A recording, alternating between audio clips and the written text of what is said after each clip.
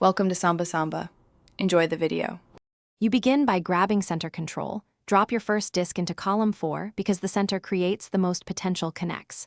Once done, force symmetrical responses, make them react to your threats. Play deliberately. Occupying center creates vertical and diagonal forks later. You should count 2 moves ahead constantly and preserve options on either side so you can pivot. If you can't move first, trade for center and move 2. Keep pressure. And never fill edge columns prematurely unless they set up a fork. Now you build forks. Place discs to create overlapping threats across rows and diagonals. You must visualize 2 winning moves that converge, then force your opponent to block one, leaving the other open. Once you have a potential fork, play filler moves that don't reduce it. Those are sacrificial placements that maintain tempo. Keep counting.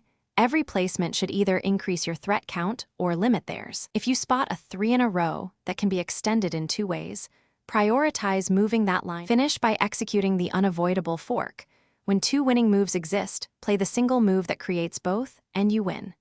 If the opponent blocks your plan, immediately reclaim center control and rebuild a diagonal that creates a fresh fork. Once done, watch parity. Force them into odd-even move sequences that favor your final turn. If things go wrong, bait them with innocuous plays that change parity. This often opens a late forced win, so adapt quickly and stay 2 moves ahead. Thanks for watching. Consider subscribing if we helped you.